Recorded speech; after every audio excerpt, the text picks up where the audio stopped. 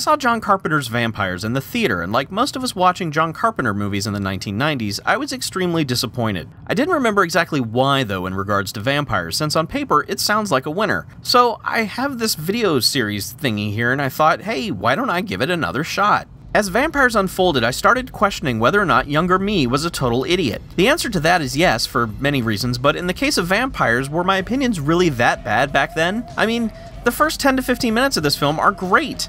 Carpenter's score is terrific. Shots establishing vampire hunter Jack Crow and his team are nicely done. And the action of the opening moments, while clearly lower in budget than what Carpenter is used to, have a level of intelligence that is appreciated. Clearly, I must have been wrong about this film, where James Woods and a bunch of badasses go around killing stupid vampires. Oh, Lord.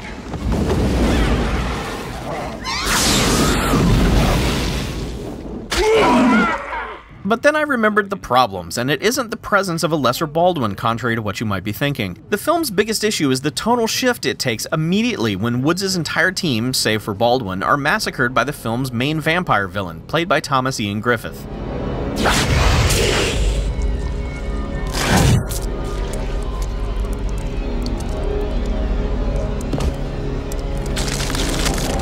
Things never reach the highs of the first 20 minutes, and while that's up there, that's not the only reason this film isn't very good. There's also Cheryl Lee, who you might remember as Laura Palmer from Twin Peaks. Poor Cheryl Lee. I hope she was paid well as the female lead in Vampires, because Vampires does not give a fuck about her. Her character is treated like a rancid piece of meat for the entire film, paraded around in skimpy outfits or nude for no reason, pushed, shoved, beaten, and berated. It's all quite embarrassing. Her character never gets a single redeeming moment. Much of that abuse comes from James Woods, a man who I've enjoyed in the movies over the years but is a bit of a nutjob in real life. Now, I'm not implying that the abuse Lee takes in this film is something that Woods improvised, although I'll get to that particular subject in a moment, but the character he's playing is a piece of human garbage. I mean, I get it, he's got a stressful life and a thankless job, but that doesn't excuse his terrible behavior over the course of the film. Carpenter has said that he reached an agreement with Woods during filming, where he would get a take from Woods as scripted, and then Woods could improvise. Carpenter ended up using many of Woods' improv moments in the final cut of the film, and that's what worries me, because as the film goes on, besides being just an overall shitbird, Woods' character is a homophobic asshole. Have you ever seen a vampire? No. Well, first of all, they're not romantic, all right? It's not like they're a bunch of fucking fags hopping around in rented formal wear and seducing everybody in sight with cheesy Eurotrash accents, all right? Forget whatever you've seen in the movies. They don't turn into bats. Crosses don't work.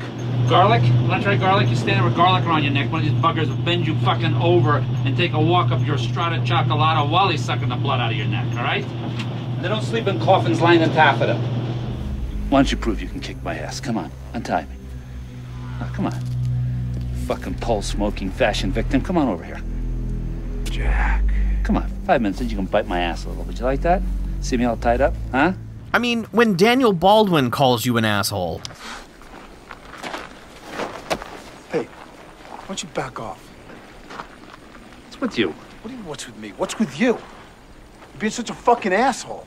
What the fuck is your problem? Then you've got a clearly menacing, potentially interesting villain who's in the film for maybe 10 minutes at most. That's not good enough. He's the first vampire. The first vampire. At one point, he's assembled a small army, off camera. That might have been interesting to watch, especially over Woods being a piece of shit to whoever is sharing the scene with him.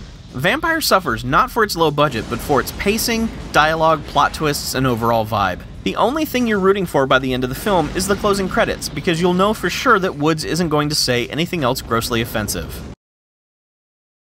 Okay, I've got an extra minute or two here, so I guess I'll go ahead and talk about Vampires, Los Muertos, a pseudo-sequel to Vampires produced by Carpenter and written-directed by Carpenter's buddy, Tommy Lee Wallace. Over the years, I'd decided in my mind that Jon Bon Jovi, who stars in this film, was taking over the James Woods role.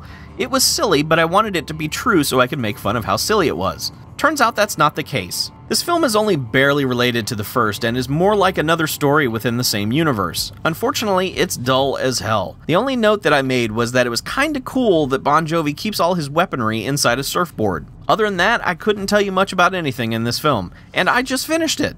Pretty sure that qualifies for another non-recommendation. You could say that it gives Vampires a bad— no, sorry, not gonna do it. I play my part and you play your game. You